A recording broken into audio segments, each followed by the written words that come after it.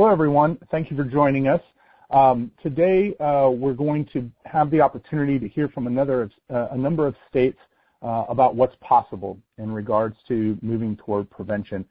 Before we jump into that, though, there are a couple of housekeeping matters that we want to cover. If we could get the next slide. If you are, there we go, we'll get straight to housekeeping. So as was mentioned, the webinar is being recorded. There are a handful of resources that are available to you in the handouts download box, typically to the right of your screen. If there are any of those that you would like, you can simply click on them and download. There's a one-page summary from each of our presenters today to help you kind of solidify those tips and take notes about where they're headed. Participants may ask questions or make comments using the chat pod only. We have a large number of people on the line today, and it would not be feasible for us to have people ask questions via voice.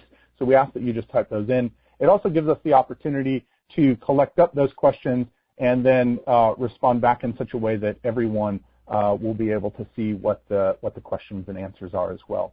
Your phone line is muted. That's to reduce feedback and room noise. Again, as I mentioned, we have a large number of phone lines out today, so keeping control over that is helpful. In just a few minutes, I'm going to ask you to actually turn your audio on your computer. We're going to be watching a video from Dr. Milner, and the best way to hear that is through your computer. It will not be available if you are only on the phone line. It will be silent for you for a few minutes, about 10 to 15 minutes, but you will be able to hear it through the computer. If there's anything at all that you have questions about or you have any technical difficulties, again, I would encourage you to type those into the chat box, and we'll do our best to help you as quickly as possible. If we could have the next slide. All right, so some of you may be asking kind of where are we going from here? What is this all about? And as I mentioned in the beginning, the Children's Bureau is really inviting states to think about the Child Family Services Plan in a different light. We're inviting states really to think about how to step out and do things a little bit differently and chart a different course through territory that you may or may not be familiar with. So starting back in last July, there was a meeting many of you were present, you may recall or you may have heard about in D.C., where state teams came together to begin to think more broadly about what's possible in the child welfare arena, and particularly about what it might look like if we all shifted our focus towards the idea of prevention. That's being bridged with this meeting, this webinar, and ultimately we'll come together again in April in D.C., where the Children's Bureau, working with the Capacity Building Collaborative, is working to help you understand and think through how it is that you might do things differently. What does that really mean to have the opportunity to do that? Explicitly, Commissioner Milner and the Children's Bureau are calling on states, tribes, and territories to work together as a broader system, to look beyond just the Child Protection Agency and thinking about what is child welfare, what does child protection really mean. It's an opportunity to develop a joint vision for how you want your children and families to experience the system in your jurisdiction. It's an opportunity to think about what are the outcomes that you really want to achieve as a whole for your community. The Children's Bureau has invited everyone to think about the Child and Family Services process as a roadmap for that, a way to bring your vision to life. Oftentimes we get stuck in this idea that things like the Child and Family Services Plan is something that we have to do extra or something additional. But the reality of the matter is that the Children's Bureau is very open at this point to that being a roadmap for the vision that you want for the broader system. So it's not a separate thing, but rather a highly integrated way to bring your state's vision to life for how you want to serve children and families. The Children's Bureau is calling on all jurisdictions to design with key partners in this regard, and that includes the legal and judicial community, prevention partners, health partners, community partners, and most importantly, the voices of parents and youth with lived experience, because they are our experience. They are the people who can best inform what it's like to travel this journey. You're going to hear today from a couple of examples of how states and a county have leapt into action since that meeting back in July. You're going to hear from people who are at different points in drawing their map through this land. You're going to hear from Judge Swope in West Virginia, who's literally started writing his map on the back of a page during the conference. You're going to hear from folks from Delaware who've begun to really kind of lay out the land and get to a point where they have a clear map and it's a matter of formalizing things. And then you're going to hear from the Jefferson Prosperity Partners, where really they're at the edge of the land, at the edge of the map, seeking new ways. Many of you, I think, will listen to that and think, wow, how do we get there? How do we get out to that edge as well? So there should be something for everyone, no matter where your state is at in this journey. Most of all, you're going to get to hear just a variety of perspectives, a variety of ways, a variety of visions, and how that might move forward. When we're done hearing those three examples, we'll hear some closing comments. Commissioner Milner and David Kelly are watching along with all of you here, actually up in my home state, up in Washington State, with a group of folks here. And I think at that point, at this point, we're actually just kind of ready to move on. So I would ask for our next slide. A photo of Jerry Milner, Children's Bureau Associate Commissioner and Acting Commissioner for the Administration for Children and Families. Next to his photo, the 5 priorities of the Children's Bureau are listed. 1. Change our work's focus to preventing maltreatment and preventing unnecessary placements. 2. Prioritize the importance of families. Children must be kept in their communities and schools. Foster parents must become resources to help support birth parents. 3. Focus our interventions on the well-being of children and their parents. Address both parent and child trauma. Don't cause additional trauma through unnecessary removal. 4. Build the capacity of communities to support their children and families. Locally based resources and services. Support that families need must be located where families live. And 5. Develop and support a healthy and stable child welfare workforce. Competent, skilled, and informed, capable, and visionary leadership. And so this is the opportunity here to be able to hear the video. You're going to have to, rather than listen on your phone, you're going to have to listen on your computer. So I'm going to give just a minute for everyone, if your computer was on mute, to unmute now and turn up the volume. For those of you who are just on the phone line, you're going to have a little bit of silence for a few minutes here, and then we'll jump back in. So if we could roll our video of Commissioner Milner now. Hello, and welcome to this webinar, which, as you know, is a follow-up to the state team planning meeting work that we began here in Washington, D.C. last July.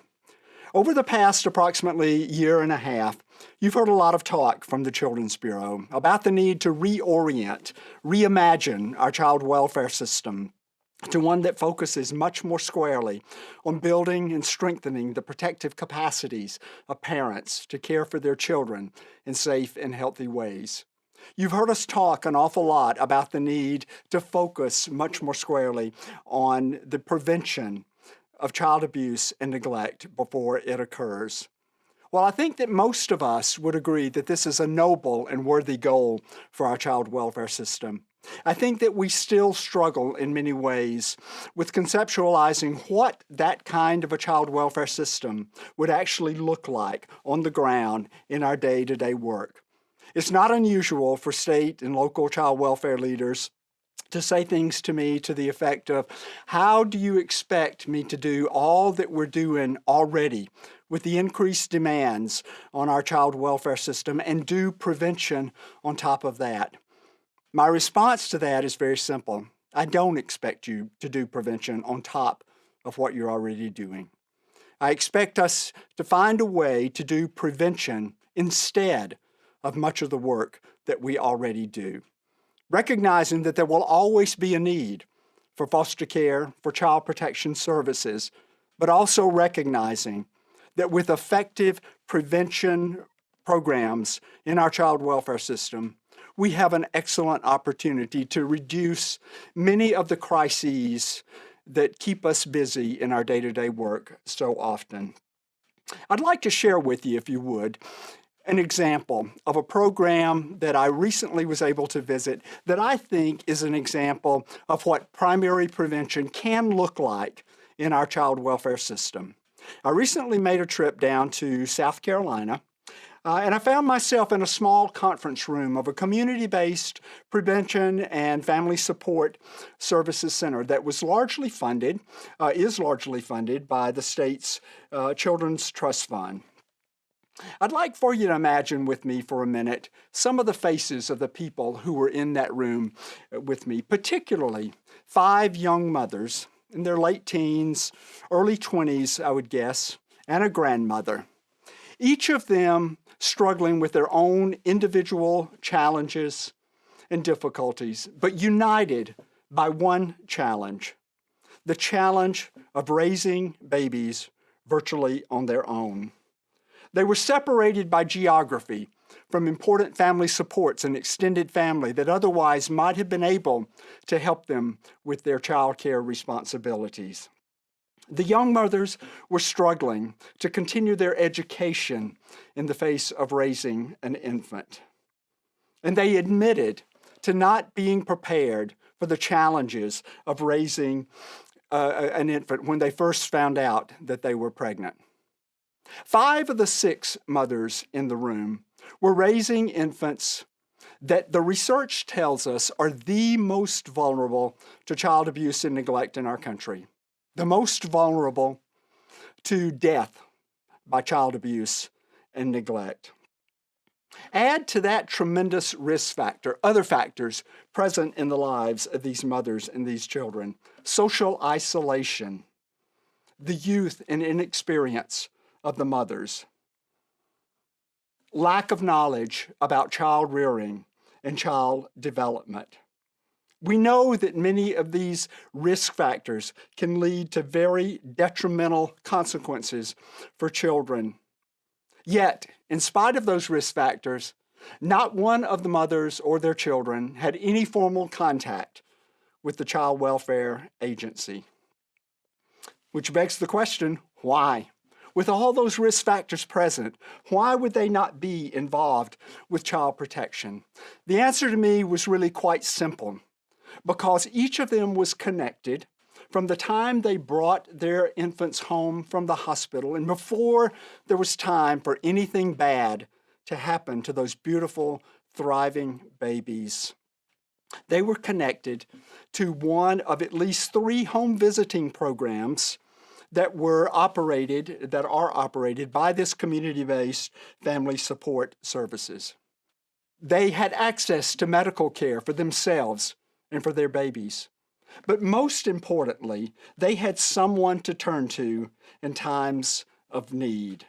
They agreed to the help. The services were voluntary, and a report to child protection was not necessary in order to mobilize those services.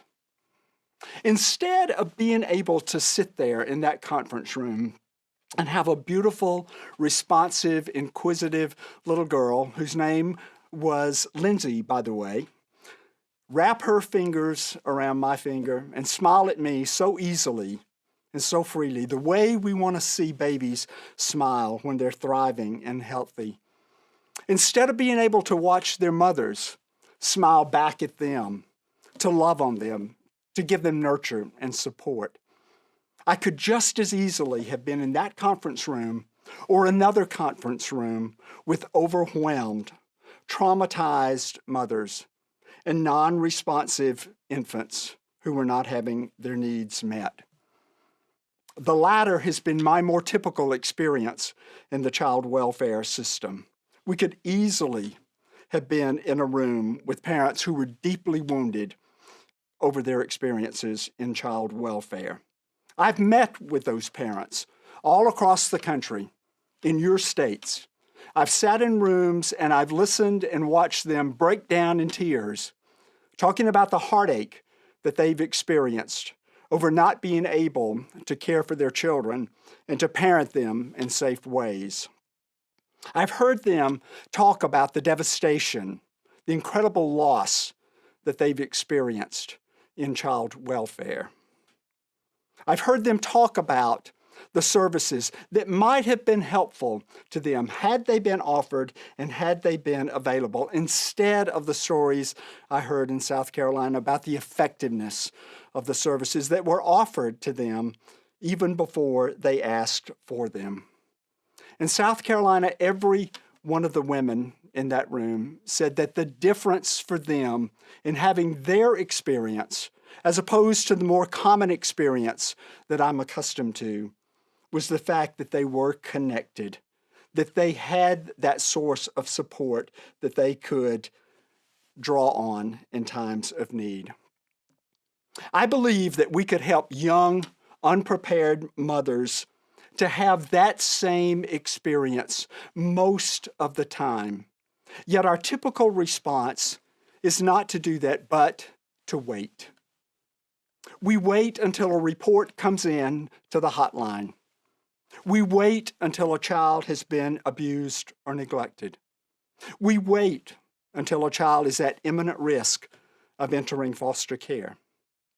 We wait until parents are so overwhelmed and experiencing such levels of difficulty that simple family support services may no longer be effective in helping them to parent their children in safe ways. The point of primary prevention is the amazing opportunity that we have to put services into place before families reach the point of crisis, before children are harmed by otherwise loving but simply overwhelmed and unprepared parents. The failure to put those services into place, in my opinion, leads to the fact that up to 60% of the children in our child welfare system, in our foster care system, are there due to neglect. Neglect that is often exacerbated by the effects of poverty.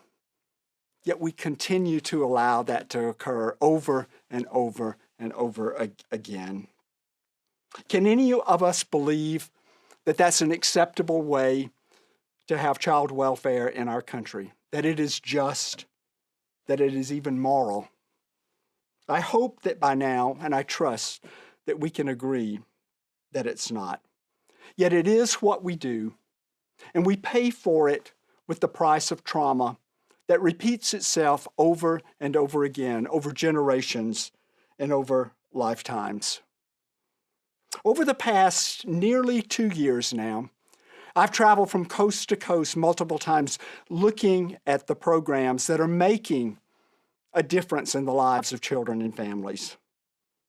I've talked to those children, I've talked to those families, trying to understand how we can support the strengthening of parental protective capacities. My takeaway from those visits is that this is absolutely doable. It's something we can do as a child welfare system. But in order to do that, it has to be your vision, not my vision, your mission, your commitment, your charge. In the Children's Bureau, we recently released an information memorandum, IM number 18-05, that discusses the need to refocus our child welfare system to one that emphasizes primary prevention of child abuse and neglect. And we describe many of the stellar examples of programs that are doing just that in their communities across the country. Over the next year or two, I would love nothing better than for the Children's Bureau to be able to update that information memorandum with a much longer list of stellar examples from each of your states. And I believe that we have the opportunity to do that. My charge to you at this point is to take advantage of the tremendous opportunity we have right now to reimagine what child welfare can be in the United States, to work together as a team, not just the Child Protection Agency, but the agencies, public, private, caretakers, the legal judicial system, the service provider community, to create the kind of family support system in child welfare that would allow so many more parents and so many more children to have the experience that I was fortunate enough to be able to witness in South Carolina. I urge you not to let this opportunity slip away. And I thank you very much for coming back for this webinar, and we'll look forward to seeing all of you again in April when we reconvene the state team planning meetings. Thank you. So we'll get to hear more from Commissioner Milner at the end here, along with some of our colleagues in Washington State. I just want to add, for me, I'm actually a fan of travel memoirs. I love to read about people's travels. And one of the things that I think this webinar kind of reminds me of is just that. It's an opportunity to travel around the country from the seat of your own home, but in a very special way, to hear a very special kind of travel, to see what people are doing around the country, and also to see, as I mentioned, in various stages and points. So our first speaker here is, you might be wondering, some of you might be wondering, I don't understand this map thing. I don't have a map yet. What do I do if I don't have a map? Or what happens after I first start sketching out that map? Then what happens? What happens next? And our first presenter, I think, can really give you a great story and a great feel for what that might look like. Honorable Derek C. Swopes. He's a circuit judge in the 9th Judicial Circuit in Mercer County, West Virginia. And I know that you're going to love this presentation because I've enjoyed hearing it a couple times as we were preparing for this. So welcome, Judge Swopes. Thank you. Good afternoon, everyone. I'd like to thank Dr. Milner and David Kelly for the opportunity to present to you all today. I'd also like to thank all those who helped prepare for this very important conference. I'm very humbled to speak with you today, and just a little bit about my background because it'll help determine how I got to this mapping process. I've practiced law almost 41 years, 22 and a half years as a private attorney, and 18 plus years now as a circuit judge, which is a general jurisdiction judgeship. Early in my career, I was a part-time assistant prosecuting attorney, and among my duties was to cover what's now called abuse and neglect. And it took one Friday morning a month to do that. After that stint, I focused on civil litigation in my private practice. When I became a circuit judge on January 1st, 2001, a whole new world had emerged. We had an exploding criminal docket, an exploding abuse and neglect docket. They grew hand in hand. Our drug epidemic was taking off. The substances of choice had gone from alcohol to Tylox to opiates during my career. This, combined with the economic downturn, put us even deeper in the hole for our families. On the criminal side, locking up people for addiction just wasn't working. So we set up community corrections in 2003 and an adult drug court in 2006. In those processes, we developed a network of partnerships to help us in these endeavors. I had a lot to learn about abuse and neglect. It took increasing amounts of my time, and it so increased our docket that we added another judge to our circuit. After a few years, I was asked to become a member of our Court Improvement Board, and I willingly did so.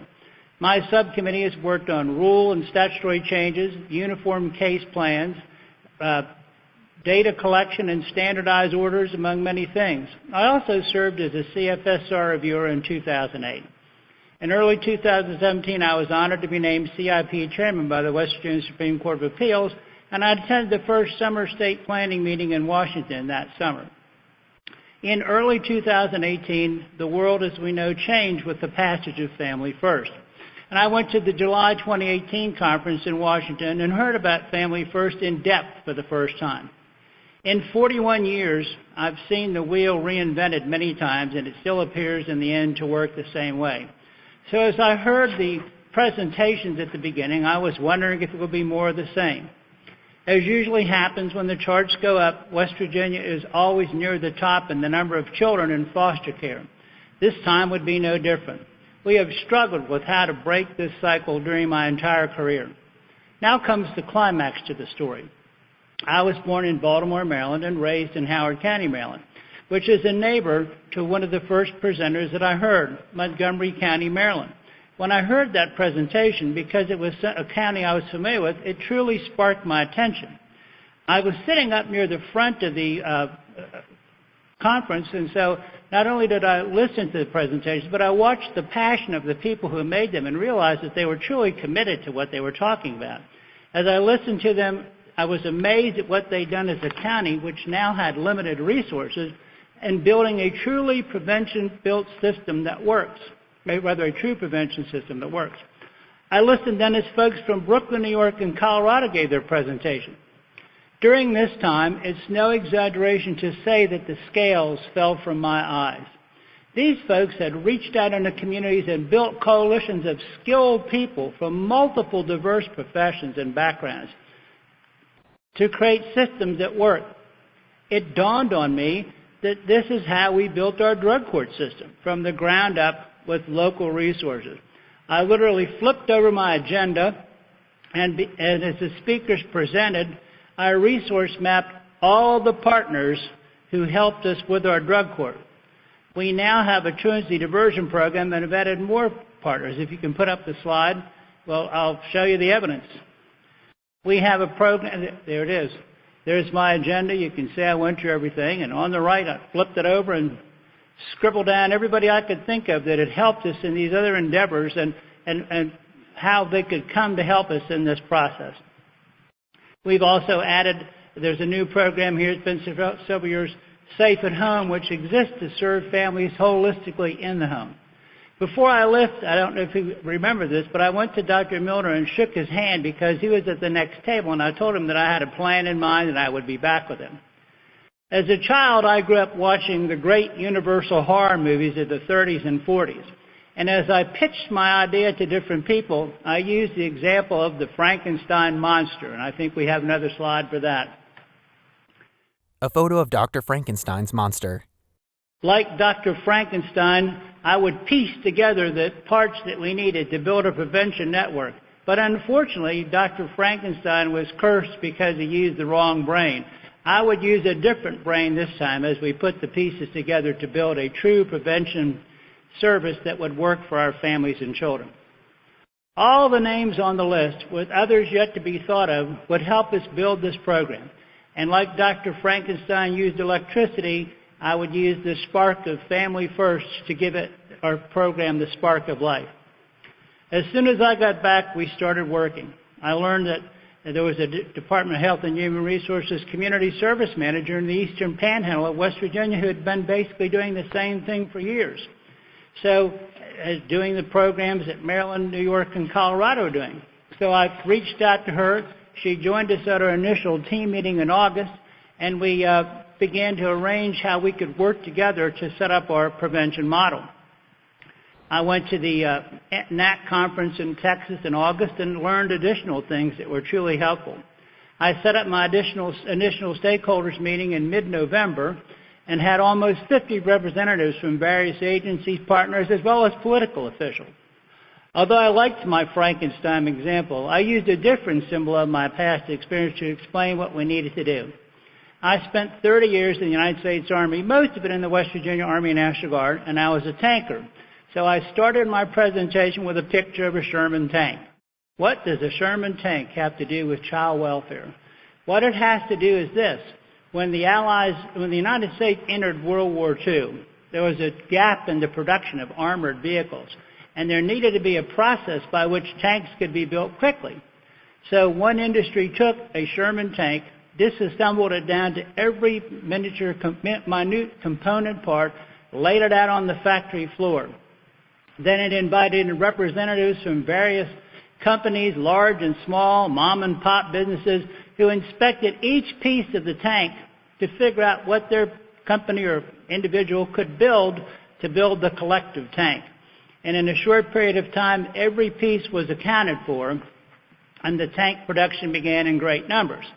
So what I wanted to do was disassemble the tank the way our forefathers did, take it down to its basic component parts to figure out who among our partners could do what.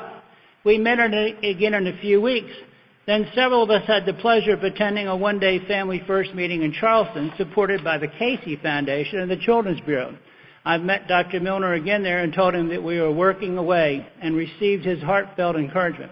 His remarks gave me more inspiration that we were on the right track, and I saw Family First as a means to an end, a prevention program that would truly work and change the way we have done business.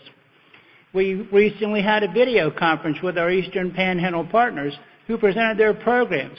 10 different persons from different agencies presented to the programs that they had to the 35 people attending at our site in my courtroom. Tomorrow we will put pen to paper at the DHHR. we'll figure out as a community who can build what part of our tank. I was asked how one could judge whether our project was successful, and I see that there are two very objective and simple ways to determine this. One, has the number of children in state custody decreased in my circuit? Two, has the number of contested abuse and neglect cases filed decreased? A word of caution. I started working on this in late July, and we're still in the planning phase in January 2019. Why has it taken so long? The answer is that I still have a day job as well. Along with an active docket, I'm on our state's mass litigation panel, chair our CIP, and have other responsibilities to the court. But I make time to do this. When we started our drug court, a lot of people showed up for the meeting, but it has taken years to build a committed team. We can short-circuit this process because we know who will work and what they will bring to the table. By Friday afternoon, I hope to have a good idea of who will build what part of our prevention tank. I really believe that we can make our prevention model work. Others have done it before there even was a Family First, and I'm thankful and congratulate them for their efforts. I really believe that judges are uniquely placed to lead a systemic change that will truly help us achieve safety, permanency, and well-being for our children. I've taken the liberty of sharing a few suggestions for building a prevention model, and I hope that you will consider them and find them useful. I'll close with the words of another of my favorite childhood characters, Dorothy in The Wizard of Oz, who said it best, "There's no place like home." And I think we have Dorothy here to say, to prove that point. There's no place like home. Thank you so much for allowing me to tell you my dream and how I plan to make it a reality. And thank you so much for this opportunity, Dr. Miller and David Kelly. I truly appreciate it. Thank you. Thank you, Judge Swope. Very much. I appreciate that. And for those of you who would like, the handout that Judge Swope referenced is in the handout section box. You can just click on that and download.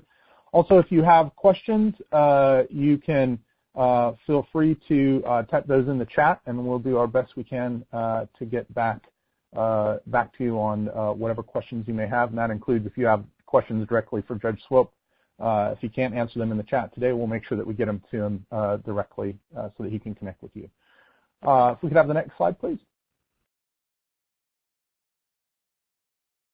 So our next group of folks are going to be joining us from Delaware, and that includes Keith Zirkle, who's a Program Support and Resource Administrator for the Delaware Division of Family Services, Karen DeRasmo, who's the Prevent Child Abuse Delaware representative, and Rachel Neff from Family Court. And they are unfortunately unable to be with us on video, so you won't be able to see them while they're talking. But in some ways, I think that also helps to make the point that, you know, no matter what resources you have, you can make it work. If you try, you can make things happen. So I'm going to invite them to unmute their lines and join us now. We'll hear from Keith first, and then Rachel and Karen. And Keith, are you with us? I am. Can you hear me? Yes, sir. Go ahead. All right. Thanks a lot. Good afternoon, everyone.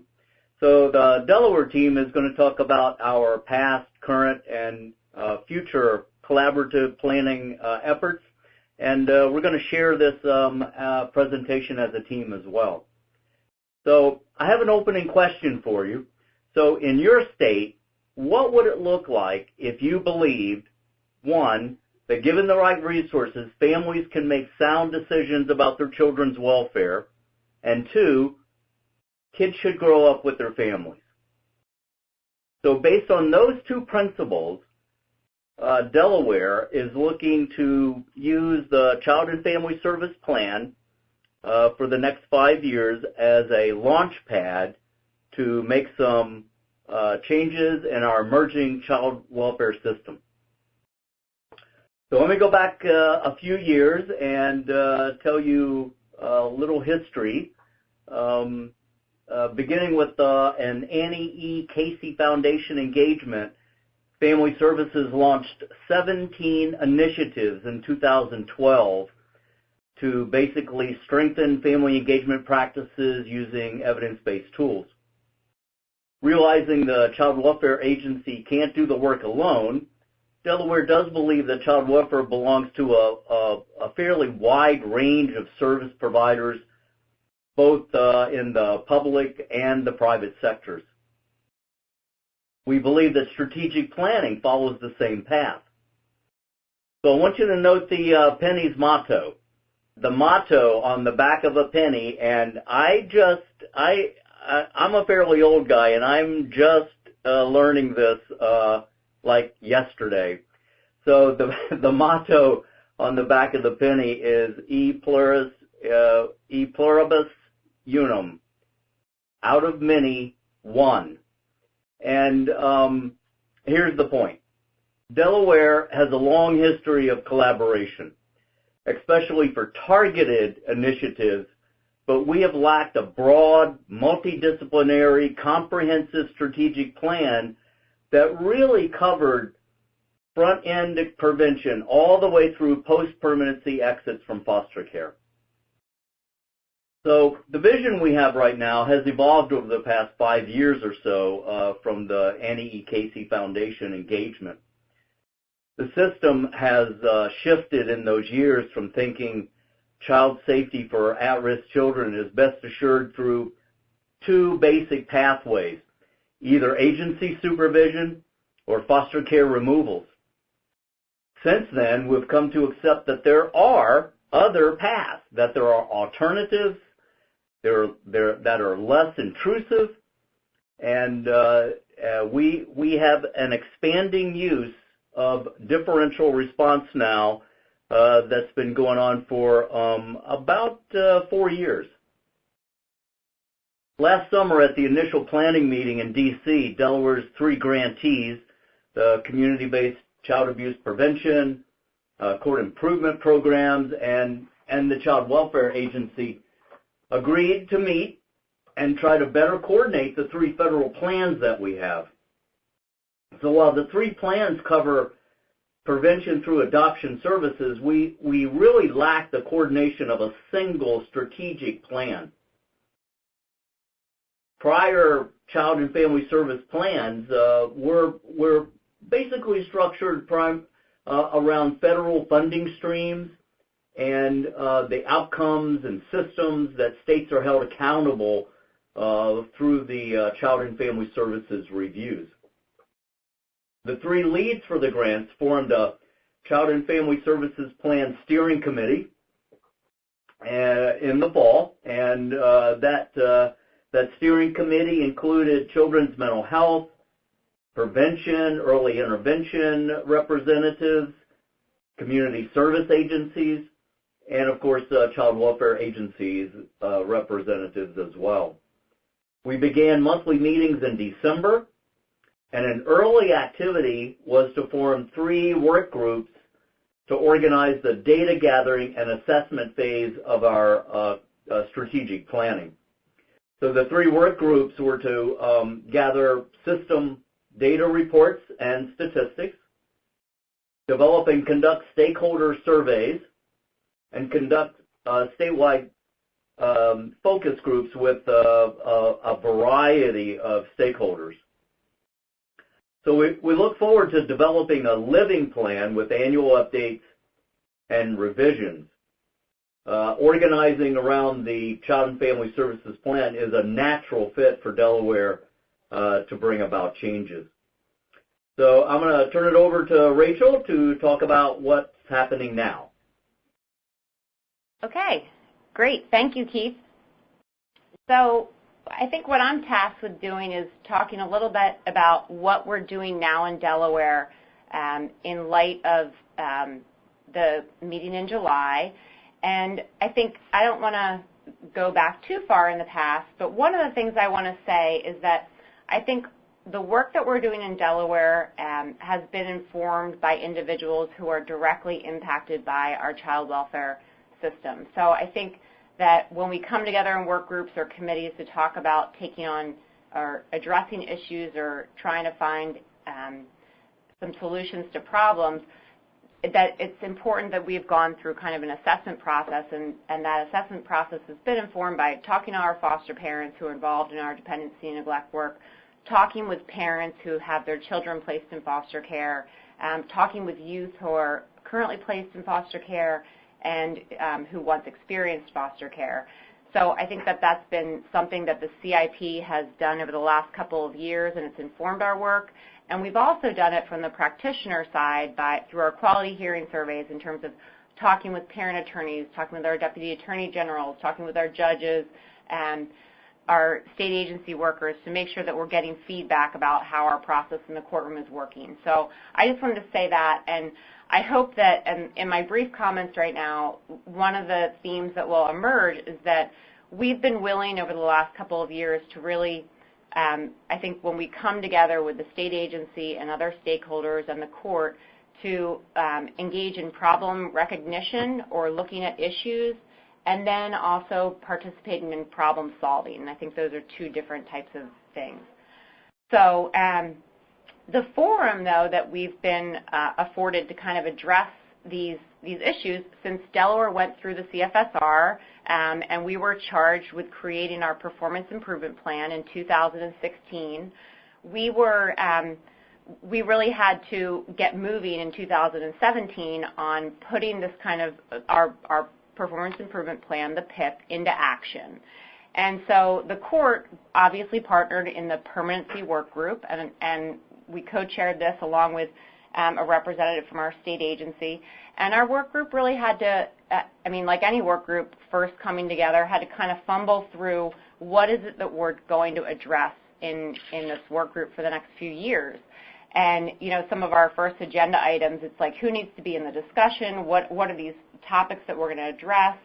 And we did get to a place, because we were meeting on initially, a monthly basis, on an every other month basis, of, okay, here's the things we're going to take on. And, for example, looking at cases that were out of guidelines in terms of reaching permanency outcomes for children,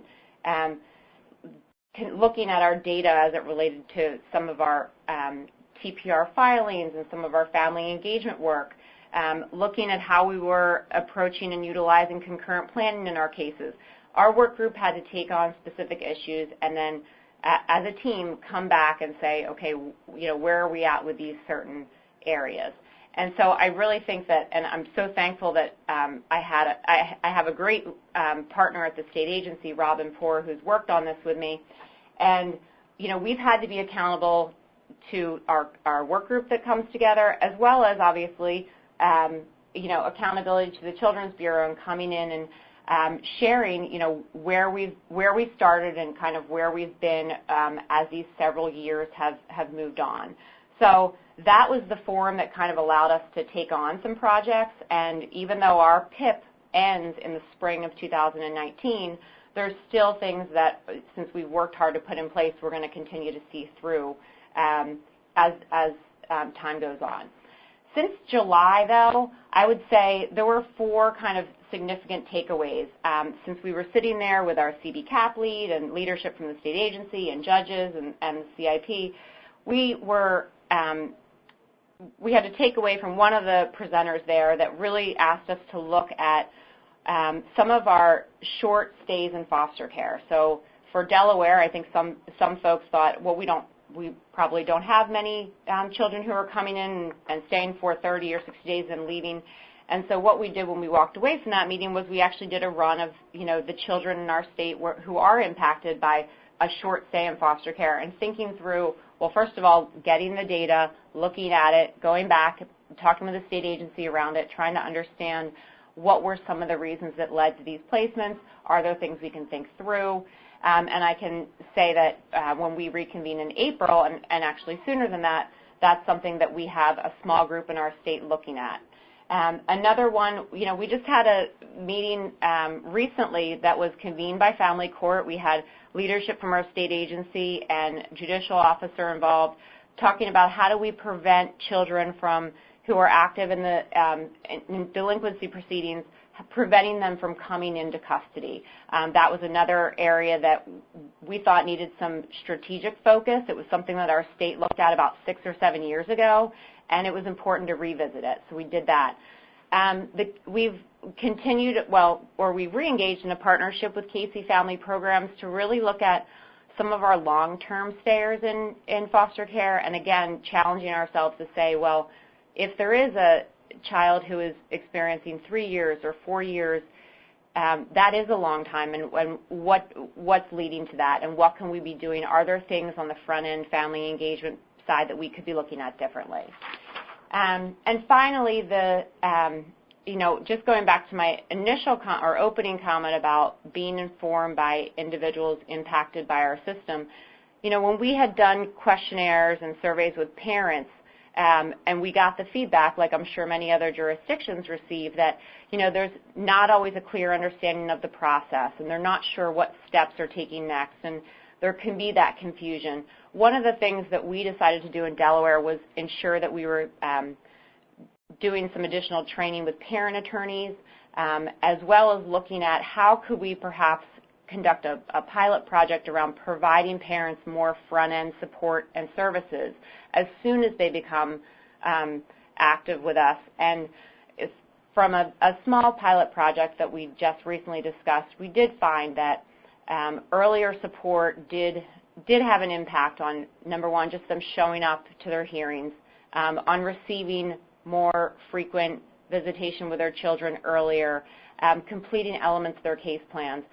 And again, since this was a pilot and we're continuing to follow it and see it through, we'll see what ultimately it means for long-term permanency impacts.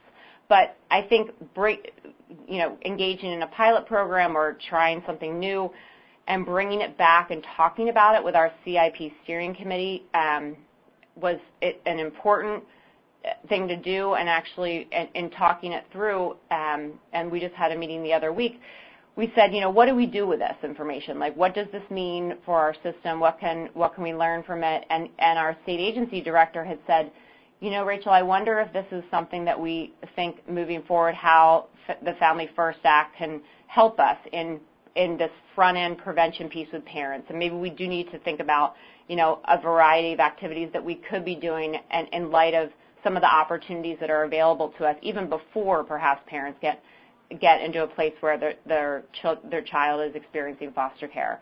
So I think we have an opportunity, I think in light of all the work that's happened in Delaware over the last few years, in sustaining some practices, and we're looking forward to the convening again in April. And I think I'm going to turn it over now to Karen Durasmo, who's going to be talking a little bit about kind of where we do go from here in Delaware. An image of a flyer is featured. On the left is a QSR code with the caption, Load and Verify. In the middle column it reads, Bitcoin amount, and in the last column is a QSR code captioned, Spend. Thanks, Rachel. Just to touch a little bit on what Rachel said, and to give you an idea about how inclusive the process of going through our last CF. I'm not sure, we might have lost Karen there. What I'm going to suggest we do, we're still waiting to get Karen back, is I'm going to suggest that we move on here. You've had an opportunity to kind of hear a couple different ways of thinking about mapping ways forward. If we kind of stick with that theme, Judge Swope told you a little bit about what it was like to begin, what it looked like in the very beginning of mapping out his system. We've been hearing here from Delaware a little bit, and unfortunately we got right to the point where things were about to get into what we're looking at in the future, and we lost some audio there. But what I want to give you an opportunity to hear about now is something that we think is really exciting, and I know I've heard Commissioner Milner talk about this many times, is the Jeffco Prosperity Partners. One of the things that I think is most important about this is it's not just a trip in the landscape of child protection, but it's almost a travel through time as well. Jeffco Prosperity Partners, one of the things that you're going to hear about is that they're really aiming to have a multi-generational approach. So not is it just the scope of the current landscape, the scope of kind of what prevention might look like now, but it's actually reaching into the future and trying to make an impact there. And you're going to hear about that program from Jessica Hansen. She's with Jefferson County Human Services and the director of Jeffco Prosperity Partners. So Jessica, welcome aboard. Hello, everybody. Thank you so much for the opportunity to be here today. The Jeffco Prosperity Partners community started over breakfast with our former executive director, Lynn Johnson, and our local superintendent. They started having conversations around what would it look like if teachers could focus on teaching and human services could assist with wraparound services and navigation. But after these initial conversations, we brought together a community of stakeholders to talk about what would it look like if we could do business differently. Our partners included the school district, our faith-based community, nonprofits, government, and business partners. We knew we wanted to start this project in Head Start based on it was one of the first and original multi-generational programs for parents and children. National data said that children who attend Head Start fall behind in 3rd grade, and we wanted to know why. Every family in Head Start is assigned a family support specialist, and in this role, the role really supported families to make great gains, but what we've learned is 1 to 2 years is not enough time to support a family combating generational poverty. And simultaneously, we are having conversations with parents, and we are learning about the transition into the public school system and how challenging it was. And as children got older and the curriculum got tougher, parents oftentimes felt unsupported. So the real goal of JPP was to be an extension of Head Start to support parents to self-sufficiency and youth to diploma and beyond. The development of JPP started through the Head Start Policy Council. Our executive director at the time, Lynn Johnson, asked families directly, what would it take to get you out of poverty?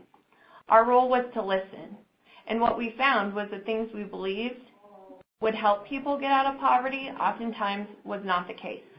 Grandparents referenced respite care. In order to ensure that their great-grandchildren stayed out of foster care, they wanted a moment to be able to go and relax or even just go to church. Parents said reliable vehicles, and many families referenced having better lives for their children. Then we continued to push our parents, what do you need? What are your hopes and dreams? And many parents didn't know how to answer the question. Most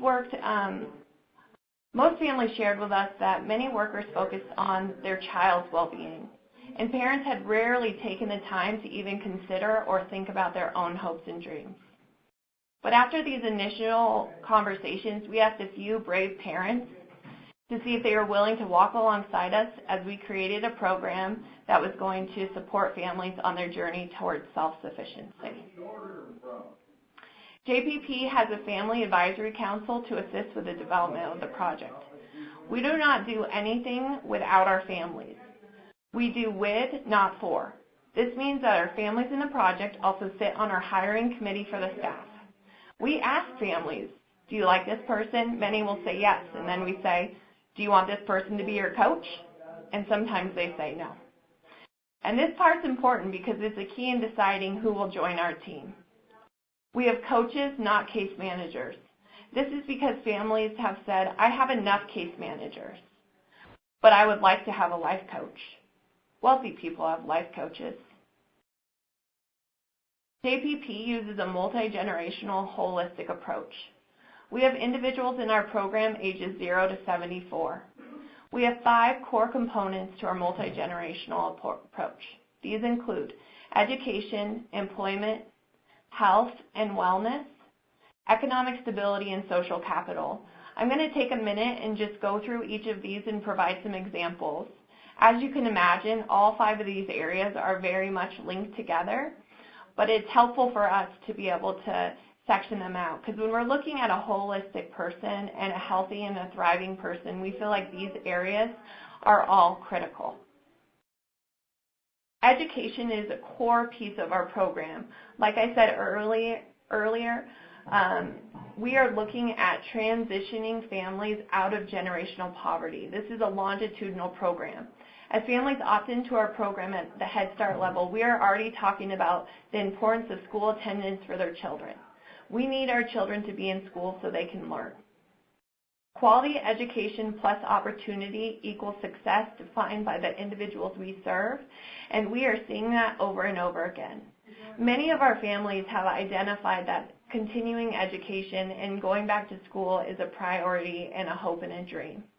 We had one mother who was currently working 3 jobs, and her goal was to receive her bachelor's degree. We supported her on enrollment, and 3 years later, we got to the last semester of school.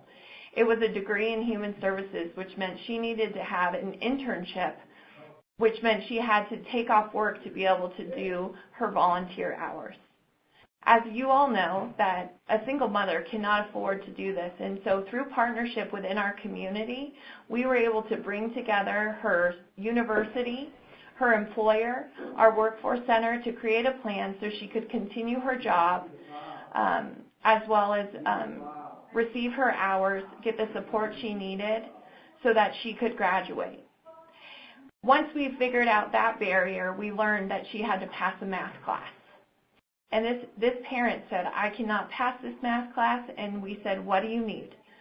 What do you need in order for you to be successful? We are here to support you. And she said she needed tutoring.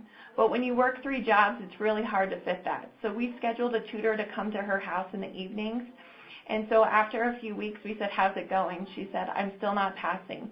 So her tutor went from coming 1 day a week to 4 days a week, which resulted in her graduating with her bachelor's degree and receiving a job in the career field of her dreams.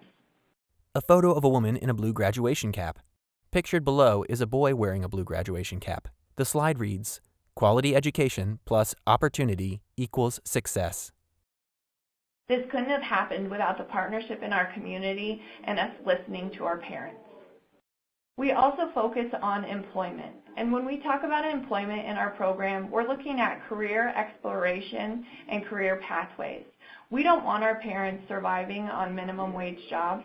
We want our parents having careers and livable wage jobs and really moving from surviving to thriving. We had a parent come to us and tell us she wanted to be a medical assistant. And when we asked her why, she said because she thought it was a job she could have. We've had parents say to us, I want to be a hairdresser because it's the only career I've seen. So it's really important for us to give parents the opportunity to be exposed to potential career opportunities. And through these processes and these deeper conversations, we learned one mom was only 8 months away from a bachelor's degree, but the idea of going back to school and finding access to higher education felt so impossible to her, she didn't even want to mention it. We talk a lot about economic stability. I left that off to say that mother did end up just getting the field of her career. We also talk a lot about economic stability. It doesn't matter how much money you have. If you are unaware of how to budget and what financial literacy means, it's really difficult to survive on a tight budget. We offer courses on finances. We have partners who are banks. We're working towards finding ways to offer low-interest loans so families can improve and repair their credit. Educating families on the detrimental consequences of payday loans, and creating these partnerships within the community that we know will help our families. One of the things we talk about a lot is college savings accounts. And sometimes people say, how can you expect someone to save around a college savings account when we're barely surviving? But what we know is if families are saving for college, that means they're talking about higher education in their house, which oftentimes change the entire conversation. We have kids in our program who are in 5th and 6th grade talking about the excitement of college. We have parents who are returning back to school because their children are now in college and saying, if my daughter can do it, I can do it. So it's such an exciting part of our project. We focus on health and wellness. This includes dental exams, physicals. We know healthy parents have healthy children. We know that trauma unaddressed can cause significant challenges in the home. One of our mothers in our project came in and she was very excited because she wanted to go to college. She had experienced significant trauma and she told us, I hate therapists and I'll never go to counseling. And our commitment is to walk alongside families. So through this process, we talked with her over and over again about her hopes and dreams. And what she finally came to terms with is she said, I want to do better for my kids.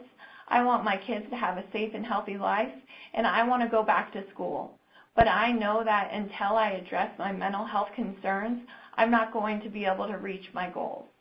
And now that parent is currently receiving intensive therapy with her long-term plans of going back to school. We know there's links between dental care and mental health. It's important for us to have these conversations so families not only hold themselves accountable, but through our project we talk a lot about a thing called social capital, and that's where we're really a community. JPP is not a program, it's a community. And through this process, our families are supporting each other. We have monthly meetings where we discuss our challenges and our celebrations. We have small groups that families let us know what they want to learn about, that talk about homeownership, healthy boundaries, nutrition. We have families focusing on supporting other families through difficult times. Poverty can be isolating, and we know that people thrive in communities. One of the key pieces of our project that families shared in the developmental process was it was very important for our families not only to receive support from us, but for them to be able to give back to the project. And we call that sweat equity. JPP is a community that works together. We have families supporting families. We have grandparents who provide emergency child care. We have parents who teach Zumba classes to other parents, teach how to meal prep on a budget, and provide peer mentorship to families who share similar experiences. Families know that being a part of JPP doesn't only support them, but their commitment to give back to other families experiencing poverty through Family Voice. We need to facilitate opportunities for policymakers and families to come together and have discussions around how systems can support families so families can support systems to thrive rather than being the barrier. JPP has families on the Medicaid Advisory Board for Colorado, the Child Support Commission, and they public speak throughout the country to ensure that Family Voice is always at the table. The slide is captioned, "System Change Happens Through Family Voice," and features a photo of a woman speaking publicly at a podium. It can be challenging to develop a program that is family-led. Sometimes the feedback we receive is hard to hear. But at the end of the day, we are committed to creating a community that is thriving. And we cannot do that without listening to our families we serve. JPP truly believes that system change starts with families, and we believe that using a holistic approach is the way of prevention. Thank you. Great. Thank you very much, Jessica. I appreciate that for laying that out for us. Next slide, please. So we've had an opportunity to see what this looks like from a variety of different stages in the process, if you will, all the way from the beginning of Judge Swope telling you a story of sitting in July, back in D.C. in July, making notes, to the process that Delaware is in the middle of in terms of moving forward and transitioning to formalizing relationships that have emerged, to the very comprehensive, in fact, multi-generational program that you heard about in Jefferson County, Colorado. And now, much like all good travel stories, at the end there's always the reflection, the travel log, if you will, looking back at what happened and the places that we went. And for that, we're going to go to Washington State and Commissioner Milner, along with some others, live. So, Commissioner Milner. Okay. Can you hear us here, Tim? We can. It's a little soft, but... Okay. Okay. Well, first of all, let me just say an incredible thanks to all of you for putting this webinar together, and particularly for our presenters who have been pretty brave in coming forward and sharing both their successes and the challenges that they're facing in trying to radically transform what child welfare really is in their jurisdictions. It's incredibly heartening for me to sit here and to hear about those efforts for a lot of different reasons. I think part of it is that of all three of the presenters here today, what I've heard first and foremost is vision. We have a vision of how we want to serve children and families where we live, where they live, and that's leading and driving the work that we're doing.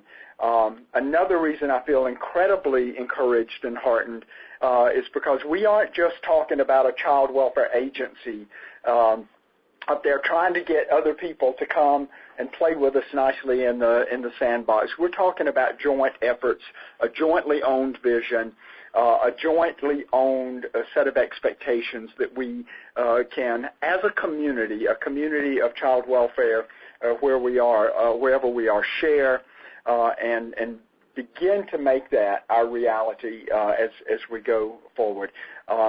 David, Paula, and I are just absolutely delighted to be here in the room with the Washington State team as we continue this effort to use the state planning process and all the other tools that we have to try to bring visions like this alive. I hope you can see that we got a lot of people around the table here. We've got representatives in this team of parents and youth who have lived experience in the child welfare system. We've got attorneys here that represent children, parents.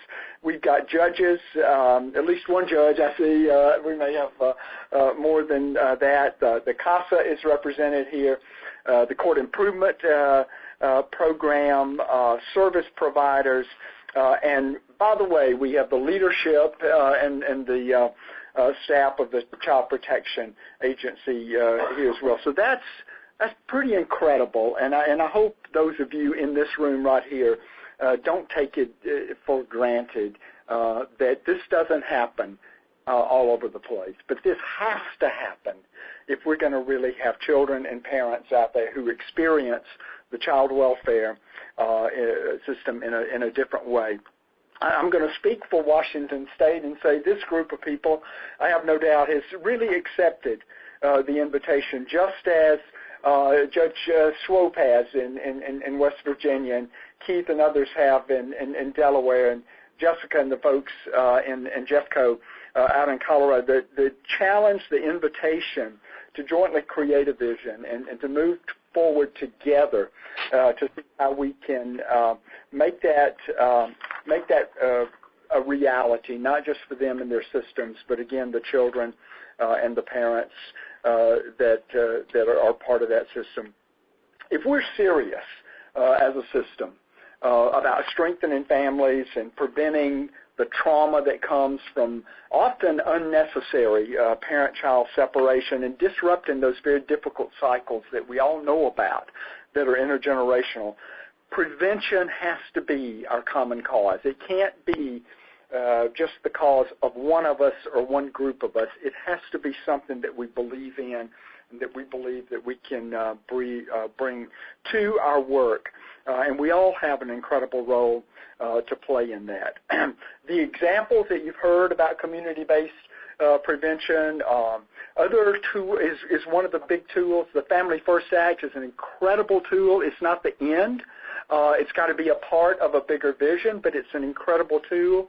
The opportunity to have high-quality legal representation for children and parents, and we're trying our best at the federal government to make that more accessible to you. All of those things are tools to help us address some of the most difficult challenges that we have, challenges that often include mistaking poverty for neglect. Jessica, I can't tell you how encouraged I am to hear, again, some of the work there that's going to the root causes of why parents come to our attention in the first place, not just trying to fix something that's already happened bad in the lives of children, but trying to support those parents before they ever get to the point of needing much more intensive work in child welfare. Just within the past couple of days, David and I were down in California, down in San Diego,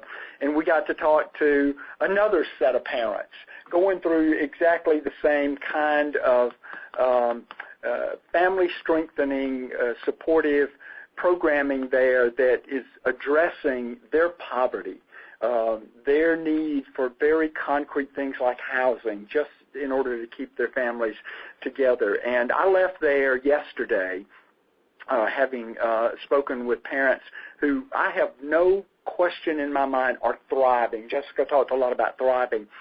thriving, even living in very substandard circumstances, thriving, still trying to get adequate housing and adequate employment. And one of the messages that came through in talking to those parents is what allowed them to thrive is that they were empowered. They didn't feel hopeless. They didn't feel like they were victims. They were looking for solutions because a community-based set of providers and people and primary prevention organizations was coming together to help them find some realistic solutions to the problems that otherwise could very easily land them and their children right in the front door of the child welfare system. This is possible. It is absolutely doable. Folks like the presenters that you just heard out there are doing it, and other people are doing it well. And we're gonna hold not just the Washington State team to your vision and your desire to make life better for children and families, but we're going to hold all of our state teams out there to this. We're approaching this with a tremendous amount of vigor, of enthusiasm, of urgency, and a sense that if we don't act on the momentum that we have going right now with our state team planning process, with Family First, with all of the work that's going on out there to move child welfare in a different direction, if we don't act on it right now, we're missing, I believe, one of the best opportunities that we have in our field to do something different and do something better for children and families. So thank you all again. Thank you, folks here in Washington State, for letting us come and share this with you. And with that, I'm going to turn it over to the Child Welfare Secretary here in Washington State, Ross Hunter, and let him share with you a bit of his vision and his plan for changing things here in Washington State. So we're a new agency. Thank you for the gracious introduction. Thank you for coming and terrorizing us to make sure that technology actually works. He's coming. He controls hundreds of millions of dollars of our money. Make his technology work.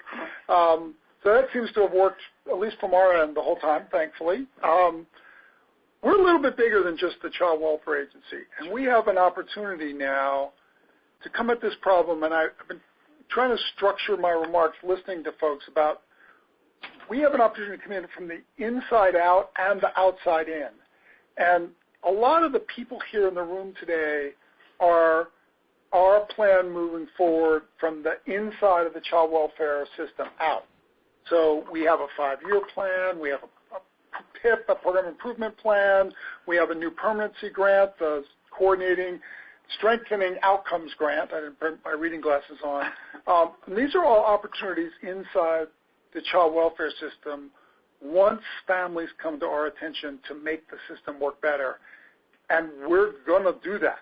We're investing. We're going to be one of the first states, if not the first state, to really fully implement Family First, all of the work that we need to do to make that work. But we're really trying to also start on the outside in and start with what do we want to have happen for children. And so we have some goals for children. We think that they ought to be ready for kindergarten when they show up in kindergarten. Many of the kids we're most worried about are 2 years behind at that point and never catch up. We want to make sure they graduate from high school. We want them to be engaged. We want them to move on after high school because without that, it's going to be hard for them to be employed. We want them to be healthy. We have some broad measures that we are using about the health of both populations and the health of individual children, and we want them to have resiliency. And I first started out this goal as we tried to nail it down. It was an absence of further harm goal. Like, let's have them not come into the child welfare system or not into the juvenile justice system. And I got talked by our research team into, no, this is about not just preventing further harm, but it's about building that social capital, building the resilience in the child and in the family, because these children do not exist outside the context of their family. Right. So we've started with high-level goals, and we bring, in addition to Family First, which is sort of an amazing gift, and thank you again for the parent representation money that just appeared in December. We're very excited about that. is, I'm here to thank you for money, right? I don't mean butter here, but is how we bring another $600 million in Washington to the table in our early learning focus, and how do we wrap not just the federal Head Start, but our state's investment in ECAP, which is significantly larger, in improving outcomes for at-risk children. 27% of the kids in our state-run preschool programs have regular interaction with the child welfare system.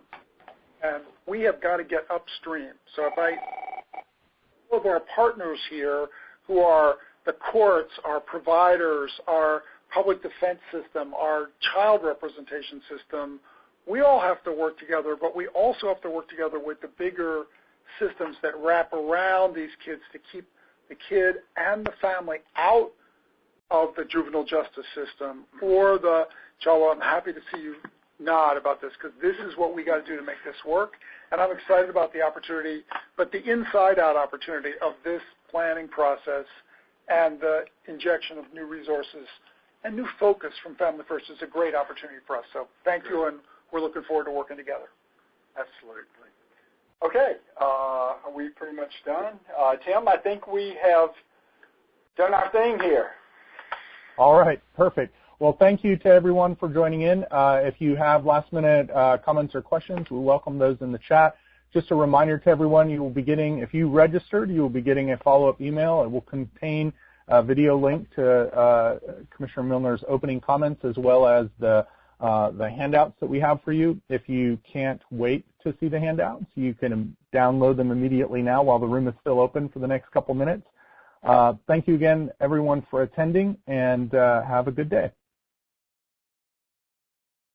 That does conclude our conference for today. Thank you for your participation.